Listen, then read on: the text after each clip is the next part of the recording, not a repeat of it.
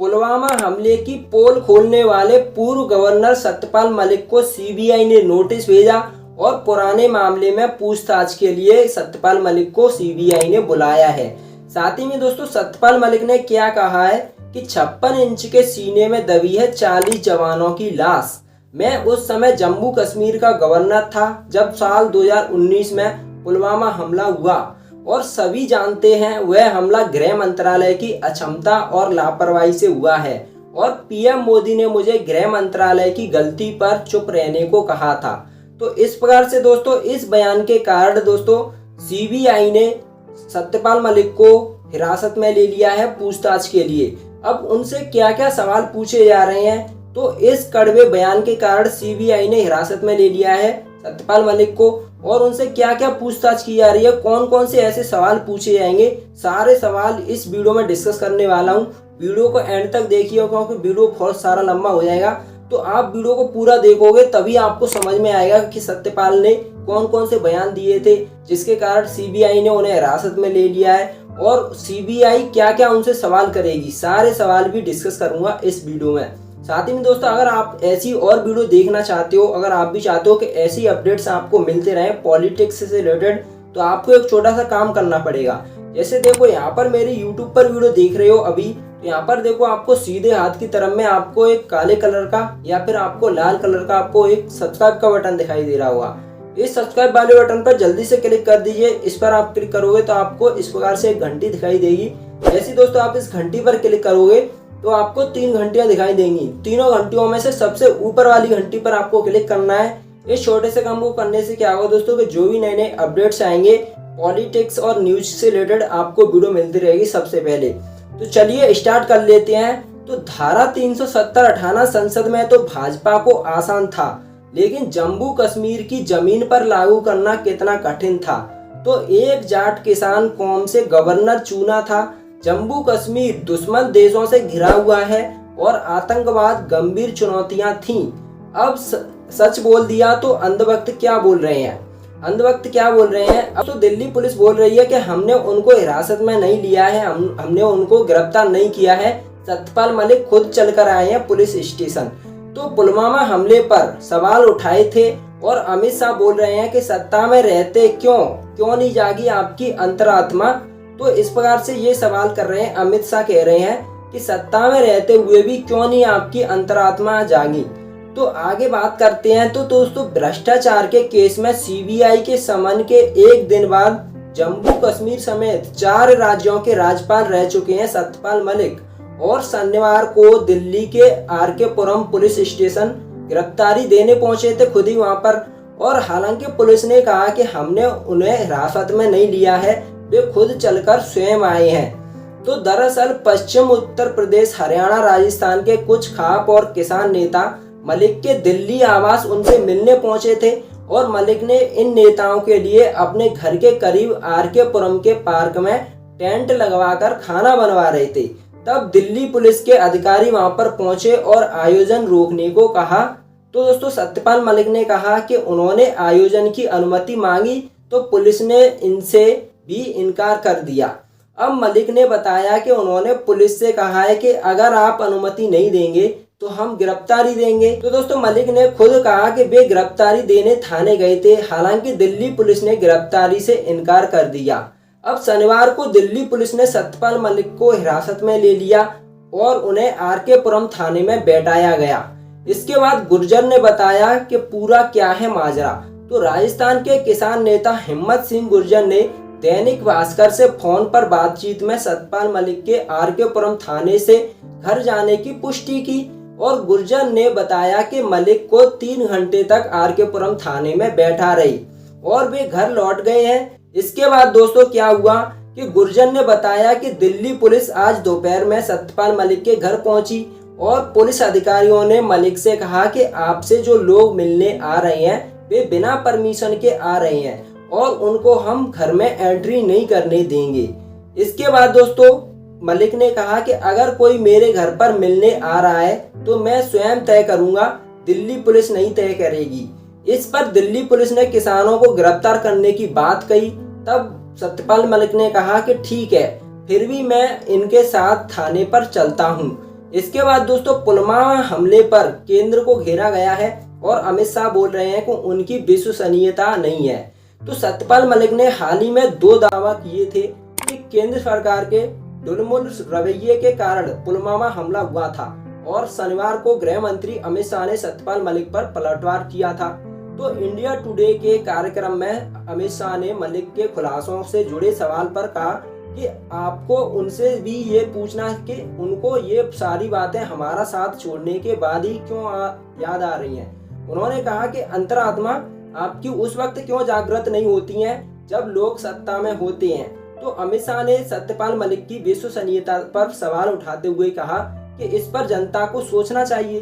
तो केंद्र ने नहीं, सीबीआई ने भेजा है समन। केंद्र सरकार ने नहीं भेजा है उनको गिरफ्तार करने के लिए, सीबीआई ने भेजा है उनको नोटिस। तो कांग्रेस का आरोप है कि पुलवामा पर दिए बयान की वजह से सीबीआई ने मलिक को तलब किया है। कांग्रेस और आप नेताओं ने भी इस मामले में केंद्र सरकार को घेरा था। इस पर अमित शाह ने कहा कि सत्यपाल मलिक को भेजा गया समन सीबीआई की तरफ से था, ना कि केंद्र सरकार की तरफ से। तो सीबीआई ने पहले भी उन्हें 2 या 3 बार तलब कर चुकी है। अब वह ऐसे बयान देकर जनता को भ्रम में डालने की कोशिश कर रहे हैं। उन्होंने कहा कि सत्ता में न होने पर ही अंतरात्मा क्यों जाग जाती हैं। तो अमित शाह जून 2019 में जब जम्मू कश्मीर गए थे तब सत्यपाल मलिक ने उनका स्वागत किया था और 2 महीने बाद यानी अगस्त में जम्मू कश्मीर में आर्टिकल 370 हटा दी गई थी।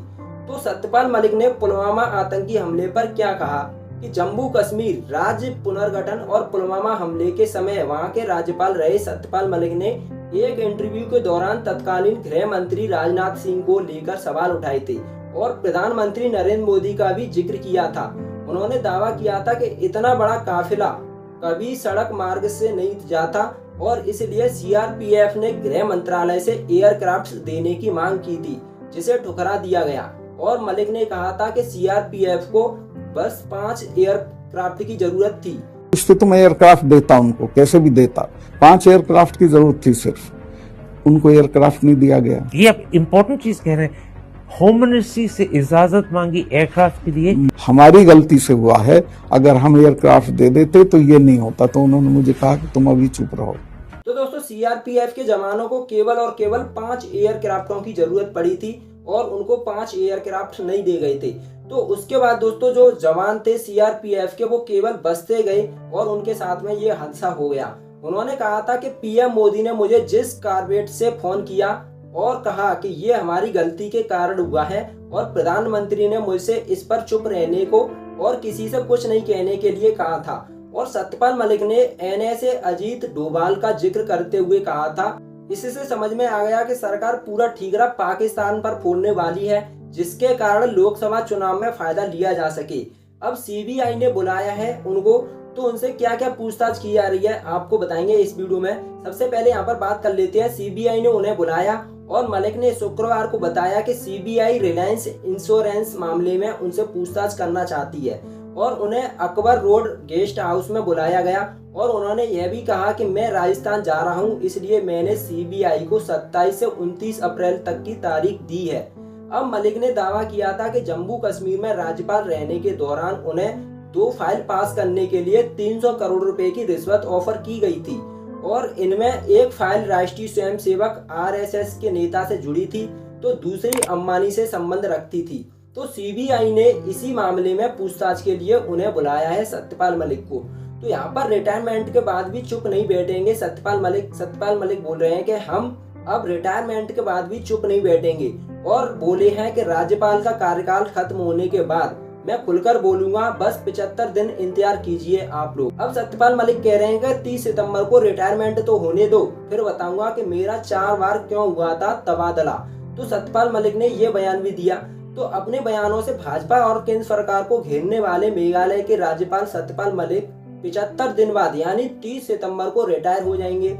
इसके बाद सीबीआई उनसे पूछताछ कर सकेगी और कई लोगों को लगता है कि रिटायरमेंट के बाद सत्यपाल मलिक साइडलाइन हो जाएंगे। लेकिन भास्कर से एक्सक्लूसिव बातचीत में मलिक ने साफ कहा है कि वे चुप बैठने वाले नहीं है, वे रिटायरमेंट के बाद वे आंदोलन से जुड़ेंगे और जनता के मुद्दों को अपने अंदाज में सियासी तरीके से उठाएंगे। तो बीजेपी सरकार के पिछले 8 साल के कार्यकाल में सत्यपाल मलिक ऐसे पहले राज्यपाल रहे हैं जिनका 4 राज्यों में तबादला किया गया है और अपने बयानों से लगातार सुर्खियों में बने रहे हैं। मौका मिला तो बीजेपी और केंद्र सरकार की आलोचना से भी नहीं चुके हैं।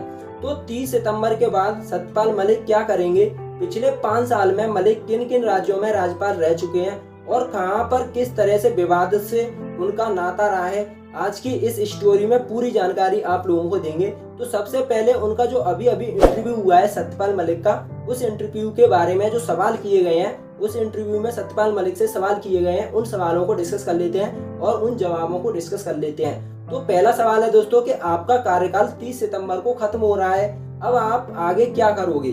तो सत्यपाल मलिक कह रहे हैं कि देखिए, अब आगे चुनावी राजनीति में हिस्सा नहीं लूंगा, लेकिन आंदोलनों से जुड़ा रहूंगा और किताब लिखूंगा अपनी। और अगली बात है यहाँ पर, तो ये सवाल किया था तो ये उनको जवाब था।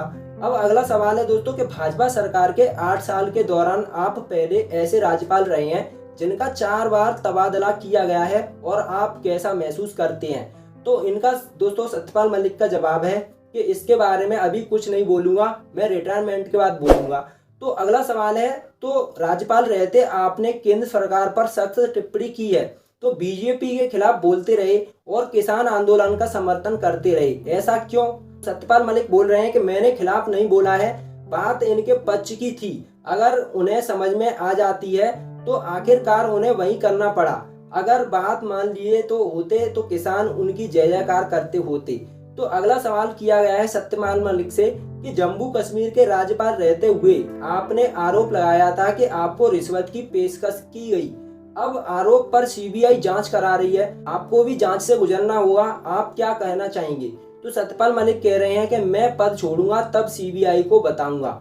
तो इस प्रकार से दोस्तों सत्यपाल मलिक बोल रहे हैं कि मैंने तय कर लिया था कि गवर्नर की कुर्सी भले ही छोड़ दूंगा, लेकिन किसानों की बात जरूर करूंगा। अब पीएम मोदी के कृषि कानूनों को वापस लेने के बाद भास्कर को दिए गए एक्सक्लूसिव इंटरव्यू में सत्यपाल मलिक ने यह बात कही थी। तो वो कौन कौन सी बात कही थी, अब एक एक करके सत्यपाल मलिक से जुड़े विवाद और उनके सुगलते बयान और तबादलों की कहानी जानते हैं। तो पहले बात उनके बयानों की कर लेते हैं, उनके क्या बयान है। तो पहला है दोस्तों, एक पत्रकार के जरिए पहली बार विवादों में घिरे हैं सत्यपाल मलिक। तो बात तब की है जब सत्यपाल मलिक बिहार के राज्यपाल थे और राजस्थान के दोस्तों बाड़मेर जिले के पत्रकार दुर्ग सिंह राजपुरोहित को SC और ST केस में गिरफ्तार करके पटना ले जाया गया। तब पत्रकार ने सत्यपाल मलिक पर गंभीर आरोप लगाए थे कि मलिक के प्रभाव के चलते उसे फर्जी SC और ST केस में फंसाया गया। इस मामले ने इनका तूल पकड़ लिया था कि बिहार के मुख्यमंत्री नीतीश कुमार को जांच के लिए आदेश देना पड़ा था। दूसरा दोस्तों बयान है कि पटना में कश्मीर से ज्यादा मर्डर होते हैं और बयान से सुर्खियों में आए मलिक। तो 7 जनवरी 2019 को तब मलिक जम्मू कश्मीर के राज्यपाल थे और ANI के मुताबिक इसी दिन दोस्तों सत्यपाल मलिक ने बयान दिया कि जम्मू कश्मीर में कानून व्यवस्था किसी भी अन्य राज्य से अच्छी है और उन्हें जम्मू कश्मीर के लॉ एंड ऑर्डर की तुलना बिहार की राजधानी पटना से की। और उन्होंने कहा कि पटना में एक दिन में जितनी हत्याएं हो जाती हैं उतनी हत्याएं जम्मू कश्मीर में एक सप्ताह में हो जाती हैं। तो अब दोस्तों 7 जनवरी 2019 को सत्यपाल मलिक ने क्या कहा था कि पटना में एक दिन में जितनी हत्याएं हो जाती हैं उतनी हत्याएं जम्मू कश्मीर में केवल और केवल एक सप्ताह में हो जाती हैं। तो ये कहा था सत्यपाल मलिक ने। अब अगला दोस्तों बयान है सत्यपाल मलिक का कि 250 किसान मर गए, कोई बोला तक नहीं और यह तो हृदयहीनता है। तो सत्यपाल मलिक ने ये भी कहा कि 250 किसान मर गए और इस पर कोई भी बोला नहीं, तो ये तो हृदयहीनता भी हुई ना। तो सत्यपाल मलिक ऐसे पहले राज्यपाल थे जिन्होंने न केवल कृषि कानून का खुले तौर पर विरोध किया बल्कि केंद्र सरकार को भी आड़े हाथ लेने से नहीं चुके हैं। 17 मार्च 2021 को राजस्थान के झुंझुनू में मलिक ने कहा था कि कुतिया भी मर जाती है तो इसके लिए हमारे नेताओं का शोक संदेश आता है और 250 किसान मर गए तो कोई बोला तक नहीं। तो यह हृदयहीनता ही है। तो किसान अपना घर बार छोड़कर आए थे और हादसों में मरने वालों के लिए भी आप संवेदना भेजते हो और उनको नहीं भेज रहे हैं। अब सत्यपाल मलिक 17 मार्च 2021 को क्या कहते हैं कि कुतिया भी मर जाती है तो उसके लिए हमारे नेताओं के शोक संदेश आता है, लेकिन 250 किसान मर गए तो कोई बोला तक नहीं। अब अगला बयान है उनका, तो 300 करोड़ की रिश्वत में RSS का नाम और बाद में मांगी थी उन्होंने माफी। तो अक्टूबर 2021 में सतपाल मलिक ने तो दोस्तों राजस्थान के झुंझुनू में एक कार्यक्रम को संबोधित करते हुए कहा था कि कश्मीर जाने के बाद मेरे सामने 2 फाइलें मंजूर करने के लिए लाई गई थी। एक अंबानी और दूसरी आरएसएस से संबंध रखती थी। और दोस्तों महबूबा मुफ्ती के नेतृत्व वाली तत्कालीन पीडीपी भाजपा सरकार में मंत्री थे। कहा गया कि इन 2 फाइलों को मंजूर देते हैं तो उन्हें रिश्वत के तौर पर 300 करोड़ रुपए मिलेंगे और उन्होंने सौदे को रद्द कर दिया था सतपाल मलिक। हालांकि बाद में विवाद बढ़ने पर उन्होंने कहा कि इस मामले का आरएसएस से कोई मतलब नहीं है, उनसे गलती हो गई है और वे माफी चाहते हैं। अब यहाँ पर दोस्तों बात कर लेते हैं सतपाल मलिक के तबादले की। तो पहली बार राज्यपाल बने तो 10 महीने में ही तबादला हो गया था सतपाल मलिक का। तो पहली बार मलिक को 30 सितंबर 2017 को बिहार का राज्यपाल बनाया गया था। महज 10 महीनों बाद ही उन्हें बिहार से हटाकर जम्मू कश्मीर भेज दिया गया था। इसके बाद 23 अगस्त 2018 को वे जम्मू कश्मीर के राज्यपाल बने और उनके राज्यपाल रहते ही अगस्त 2019 में आर्टिकल 370 को खत्म किया गया था। तो जम्मू कश्मीर और लद्दाख 2 अलग अलग केंद्र शासित राज्य बने। इसके बाद 2 महीने बाद यानी 30 अक्टूबर 2019 को सतपाल मलिक का एक बार फिर तबादला हुआ और गोवा जैसे छोटे राज्य का राज्यपाल बनाकर भेज दिया गया। लेकिन सतपाल मलिक वहां भी ज्यादा दिन नहीं टिक सके और महज 9 महीने बाद अगस्त 2020 में उन्हें मेघालय का राज्यपाल बना दिया गया। अब यहाँ पर बात कर लेते हैं, सतपाल मलिक बोले कि 300 करोड़ रुपए की रिश्वत के मामले में आरएसएस का नाम लेने पर माफी चाहता हूं और किसान आंदोलन का लोकसभा चुनाव पर ज्यादा असर पड़ेगा। तो अब यहाँ पर ये बोल रहे हैं सतपाल मलिक कि उस दिन गलती हुई थी कि मैंने किसी व्यक्ति के संबंध में आरएसएस का नाम लिया था। इसमें आरएसएस कहीं नहीं आती है, मैं इसके लिए माफी चाहता हूँ, आरएसएस से माफी चाहता हूँ, सतपाल मलिक बोल रहे हैं। अक्सर अपने तीखे बयानों के लिए सुर्खियों में रहने वाले मेघालय के राज्यपाल सतपाल मलिक एक बार दैनिक भास्कर को दिए गए एक्सक्लूसिव टेलीफोनिक इंटरव्यू में उन्होंने राष्ट्रीय स्वयं संघ आरएसएस से माफी मांग ली है। मलिक का कहना है कि जम्मू कश्मीर का राज्यपाल रहने के दौरान 300 करोड़ रुपए से कोई मतलब नहीं है और उनसे गलती हो गई है और वे माफी चाहते हैं। तो दूसरी तरफ किसानों को एमपीएस की गारंटी देने की पैरवी करने वाले मलिक ने दावा किया है कि किसान आंदोलन का उत्तर प्रदेश के विधानसभा चुनाव पर मामूली असर पड़ेगा, लेकिन लोकसभा चुनाव में इसका बहुत गहरा असर होगा। तो सतपाल मलिक से भास्कर ने जम्मू कश्मीर से 370 हटाने का किसान आंदोलन की मध्यस्थता और जाटों के नेता बनने की कोशिशों और उनके बार बार तबादला और लखीमपुर कांड समेत तमाम मुद्दों पर कड़े सवाल किए गए हैं। तो आइए जान लेते हैं तो बेनकाब सतपाल मलिक ने क्या कहा था। तो सवाल नंबर पहला है दोस्तों कि आपका दावा है कि बतौर जम्मू कश्मीर के राज्यपाल आपको अंबानी और आरएसएस से जुड़े एक शख्स की फाइल पास करने के लिए 300 करोड़ रुपए की रिश्वत ऑफर की गई थी। क्या यह कोई बिजनेस डील थी? तो सतपाल मलिक ने ये जवाब दिया कि ये सारी गलत रिपोर्टिंग है। दरअसल 2 फाइलें थी। यह बात सही है कि मुझे बताया गया था कि एक मामला अंबानी की कंपनी का है, यह छोटे अंबानी से जुड़ी फाइल थी। वहीं पर दूसरी फाइल में किसी ने आरएसएस को शामिल किया था और उसने यह कहा था कि मैं आरएसएस से संबंधित हूं, लेकिन मामले में आरएसएस का कोई लेना देना नहीं है, मुझे आरएसएस का नाम भी नहीं लेना चाहिए। ऐसे तो व्यक्तिगत तौर पर लोग व्यापार कर ही रहे हैं, इसमें आरएसएस कहीं नहीं है। अगर वो आदमी आरएसएस से जुड़ा हुआ भी होता तो उसमें आरएसएस की कोई गलती नहीं है। मुझे आरएसएस की तरफ से कोई धमकी नहीं दी गई थी। पहले मामले में भी अंबानी खुद नहीं था और उनकी तरफ से काम करने वाली कंपनी थी। अब पूरा मामला खत्म हो गया है और वो फाइलें मैंने रोक दी थी। यह बिजनेस डील थी। यह फाइल इंश्योरेंस कंपनी की थी जिसमें सरकारी कर्मचारियों के इंश्योरेंस का मामला था और दूसरी फाइल पावर सेक्टर की थी। अब दोस्तों सतपाल मलिक से अगला सवाल किया जा रहा है कि आपने इस बात का खुलासा तुरंत क्यों नहीं किया और इस वक्त बोलने की क्या वजह है। तो सतपाल मलिक जवाब दे रहे हैं कि ऐसी कोई बात नहीं है, ये तो वैसे ही उदाहरण के तौर पर मुझे याद आ गया तो मैंने बोल दिया। अब ये मामला खत्म हो गया है।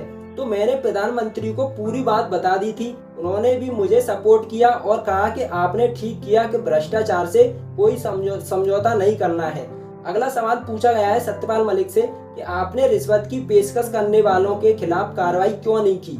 तो उनका जवाब है यह रिश्वत की पेशकश नहीं थी, मुझे बताया गया था कि इसमें इतना पैसा शामिल है जो बीच के लोग हैं उनको मिल जाएगा, अगर आप लेंगे तो आपको भी मिल जाएगा, लेकिन मैंने मना कर दिया था।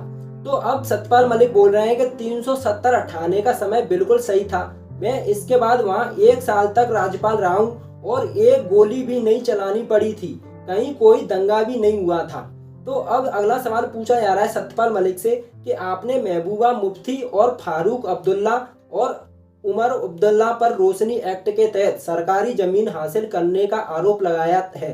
अब पीडीपी अवमानना का लीगल नोटिस भेजा है, इस पर क्या करेंगे आप? तो इसका जवाब है दोस्तों कि यह सच है कि मैं आज भी इस पर कायम हूं कि उनके लोगों ने बहुत फायदा उठाया और बहुत से प्लॉट हासिल किए। अब दोस्तों मुझे आज तक कोई नोटिस नहीं मिला है। नियम के मुताबिक मौजूदा राज्यपाल को किसी कानूनी प्रक्रिया में नहीं घसीटा जा सकता है। महबूबा को मुझे नोटिस देने की जरूरत नहीं है, वो तो मेरे दोस्त की बेटी है, मुझे फोन कर सकती है। अब अगला सवाल किया जा रहा है सत्यपाल मलिक से कि आपने पिछले दिनों कहा कि एमएसपी की लिखित गारंटी मिले तो किसान मान जाएंगे, क्या केंद्र सरकार यह बात मान लेगी? तो उनका जवाब है कि केंद्र सरकार अभी एमएसपी को कानूनी मान्यता देने को राजी नहीं है। अब जहां तक कि तीनों कानून वापस लेने की बात है तो उन कानूनों को तो कोर्ट ने पहले ही 2 साल के लिए उन पर रोक लगा दी है। तो यह मामला सरकार और किसानों के लिए बहुत करीब और बहुत दूर है, दोनों है। सरकार को तो बस एमएसपी कानूनी मान्यता देनी है, मामला हल हो जाएगा और किसान भी अब थक चुके हैं और सरकार का नुकसान हो रहा है, ऐसे में इसे खत्म कर लेना चाहिए। अब अगला सवाल किया जा रहा है सत्यपाल मलिक से कि आपने कहा कि जिस देश में किसान जवान जस्टिफाइड नहीं होगा उसे कोई नहीं बचा सकता, क्या भारत में किसानों के साथ अन्याय हो रहा है? तो इनका जवाब है सत्यपाल मलिक का कि किसानों के साथ जो पिछले 70 सालों से अन्याय ही हो रहा है, उनको आज तक फसलों का सही दाम नहीं मिल रहा है और भी बहुत तरह का अन्याय हो रहा है। किसानों के साथ में लगातार अन्याय जारी है। तो अगला सवाल किया गया सत्यपाल मलिक से कि आपका दावा है कि आपने राकेश टिकैत की गिरफ्तारी रुकवाई थी, आपने किससे कहकर गिरफ्तारी रुकवाई थी राकेश टिकैत की? तो उनका जवाब है सत्यपाल मलिक, उस बात की ज्यादा गहराई में नहीं जाया जाता, लेकिन इसकी गिरफ्तारी से सरकार को नुकसान होता है। तो राकेश टिकैत के गांव में बहुत बड़े पैमाने पर भीड़ पहुंच चुकी थी, तो उस दिन महापंचायत होनी थी और दंगा भड़क सकता था। मैंने किसी को सुझाव दिया कि टिकैत को आज गिरफ्तार मत करो। तो अब सत्यपाल मलिक बोल रहे हैं कि हाँ, मेरे तबादले बहुत हुए हैं, जैसे किसी सरकारी अफसर के होते हैं, मुझे जहाँ भी भेजेंगे मैं काम ही करूंगा, मुझे कोई फर्क नहीं पड़ता है। अब दोस्तों सत्यपाल मलिक से अगला सवाल किया जा रहा है कि आपने किसानों और केंद्र सरकारों के बीच में मध्यस्थता का ऑफर दिया है, आपको क्यों लगता है कि किसान आपकी बात मान लेंगे? तो सत्यपाल मलिक का जवाब है, मैंने मध्यस्थता का कोई ऑफर नहीं दिया था, मैं तो जो दाएं बाएं दोनों पक्षों की तरफ कर सकता हूं, इसके लिए हमेशा तैयार हूं, किसी तरफ इस मामले का हल निकलना चाहिए। अगला सवाल किया जा रहा है सत्यपाल मलिक से, कहा जा रहा है कि आप जाट हैं इसलिए आप किसान आंदोलन का समर्थन कर रहे हैं, आंदोलन में जाट और जाट सिख अधिक हैं और आप उसे भुला रहे हैं। तो इनका जवाब है दोस्तों सत्यपाल मलिक का, यह बिल्कुल गलत है, मैं तो यह सब इसलिए कर रहा हूं क्योंकि मैं चौधरी चरण सिंह का शिष्य रहा हूं और उनके चरणों में बैठकर मैंने राजनीति को समझा हूं। मैं किसानों की समस्याओं को जानता हूं। जब मैं बच्चा था तो मेरे पिताजी देहांत हो गए थे और मैंने खुद खेती की थी, इसलिए वो मेरे लिए क्लास इंटरेस्ट की बात है और कास्ट इसमें कहीं नहीं है। अगला सवाल किया जा रहा है सत्यपाल मलिक से कि आपने पहले कहा था कि 14 मंजिल किसानों में रहने वाले शिक्षा और जवानों के लिए कुछ नहीं करते हैं, हमारे देश में अमीरी सड़े हुए आलू की बोरी है, ये कौन लोग हैं? तो उनका जवाब है दोस्तों कि अब इस बात की चर्चा क्यों करते हो जब यह सब आप भी जानते हैं कि मैं भी जानता हूं, इस बात को अब यहीं पर छोड़ दो। इस बात को तो देश की जनता भी जानती है कि कुछ पल रुककर मेरे कहने से आप इस बात पर जरूर लिखना कि मुझसे उस दिन गलती हुई थी, मैंने किसी व्यक्ति के संबंध में आरएसएस का नाम लिया था, इसमें आरएसएस कहीं पर नहीं आती है और हर आदमी व्यक्तिगत रूप से व्यापार करता है और मुझे आरएसएस का नाम नहीं लेना चाहिए था, मैं इसके लिए माफी मांगता हूँ। अगला सवाल किया जा रहा है सत्यपाल मलिक से, अब आप बात से पलट रहे हैं, ऐसा तो नहीं कि आप पर कोई दबाव आ गया है? तो सत्यपाल मलिक कह रहे हैं कि ऐसी बात नहीं है, लेकिन लोगों का रिएक्शन तो आता ही है। आरएसएस के बारे में ऐसा वैसा नहीं कहना चाहिए था और मुझे खुद भी एहसास हुआ है कि मुझसे गलती हो गई है।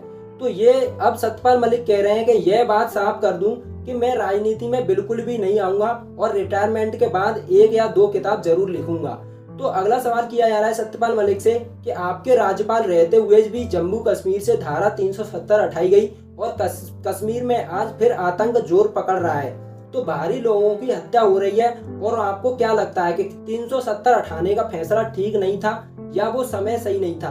तो उनका जवाब है दोस्तों कि समय तो बिल्कुल सही था। मैं उसके बाद वहां पर 1 साल तक राज्यपाल रहा और एक गोली भी नहीं चलानी पड़ी थी, कहीं कोई दंगा भी नहीं हुआ था और 3 पूर्व मुख्यमंत्री गिरफ्तार हुए थे, लेकिन किसी ने कोई विरोध नहीं किया था। तो अब अगला सवाल किया जा रहा है सत्यपाल मलिक से कि आप जम्मू कश्मीर से गोवा और उसके बाद मेघालय के राज्यपाल हैं, आपको नहीं लगता कि आपकी साफगोई का आपको तबादले में रोल है? तो सत्यपाल मलिक का जवाब है कि मुझे इस बात का तो कोई नहीं पता। हाँ, मेरे तबादले बहुत हुए हैं, जैसे किसी सरकारी अफसर के होते हैं, मुझे जहाँ भी भेजेंगे मैं वहाँ पर काम ही करूंगा, मुझे कोई फर्क नहीं पड़ता है, ये केंद्र सरकार का अधिकार है। अगला सवाल किया जा रहा है सत्यपाल मलिक से कि चर्चा है कि आप सक्रिय राजनीति में आना चाहते हैं, इसलिए आए दिन बयान दे रहे हैं। तो उनका जवाब है सत्यपाल मलिक का, यह बात साफ कर दूं कि मैं राजनीति में बिल्कुल भी नहीं आऊंगा और रिटायरमेंट के बाद 1 या 2 किताब जरूर लिखूंगा, इसके अलावा मेरा कोई प्लान नहीं है। अगला सवाल किया जा रहा है सत्यपाल मलिक से कि आपने जाट सम्मेलन में कहा था कि आप सभी गोवा जाओ और मैं आपको उन कमरों में ठहराऊंगा जहां पर राष्ट्रपति और प्रधानमंत्री रहते हैं, आप राज्यपाल हैं या जाट नेता हैं? तो उनका जवाब है, मैंने ये बात जाटों को नहीं कही थी, यह बात वहां पर बैठे सभी श्रोताओं से कही थी।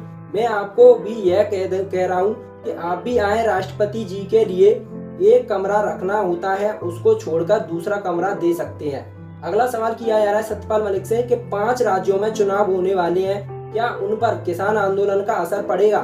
तो उनका जवाब है, किसान आंदोलन का असर उत्तर प्रदेश के विधानसभा चुनावों में थोड़ा बहुत पड़ेगा, लेकिन इसका अगले लोकसभा चुनाव में बहुत ज्यादा असर पड़ेगा। मैंने ये बातें प्रधानमंत्री से मुलाकात के दौरान बता दी है। तो अब सत्यपाल मलिक बोल रहे हैं कि किसान आंदोलन का असर उत्तर प्रदेश के विधानसभा चुनावों में थोड़ा बहुत पड़ेगा, लेकिन इसका अगले लोकसभा चुनाव में बहुत ज्यादा असर पड़ेगा। अब अगला सवाल किया जा रहा है सत्यपाल मलिक से कि कुछ दिन पहले आप प्रधानमंत्री से मिले थे, तो आप तलब किए गए थे या खुद मिलने पहुंचे थे?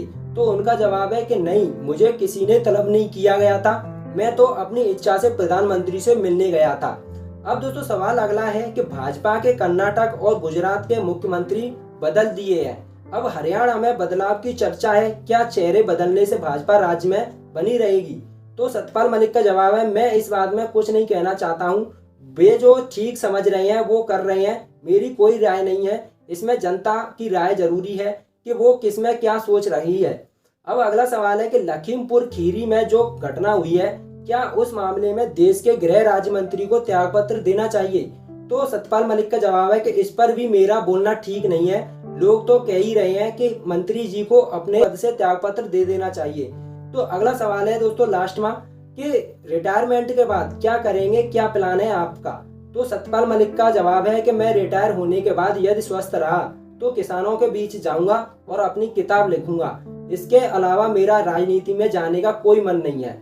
तो इस प्रकार से दोस्तों सत्यपाल से जो भी सवाल किए थे, जो भी बयान किए गए थे, सारे मैंने आपके साथ में डिस्कस कर दिए हैं। अगर दोस्तों आपको इन्फॉर्मेशन अच्छी लगी है तो जल्दी से वीडियो को लाइक कर देना और चैनल को सब्सक्राइब कर देना, क्योंकि वीडियो को लाइक कर दोगे, चैनल को सब्सक्राइब कर दोगे। अगर आपका कोई भी सवाल है, कोई भी, तो आप इसमें कमेंट कर सकते हैं, कमेंट करके आप इसमें सवाल कर सकते हैं। मिलते हैं दोस्तों अगली वीडियो में और अगली नई इन्फॉर्मेशन के साथ। Thanks for watching.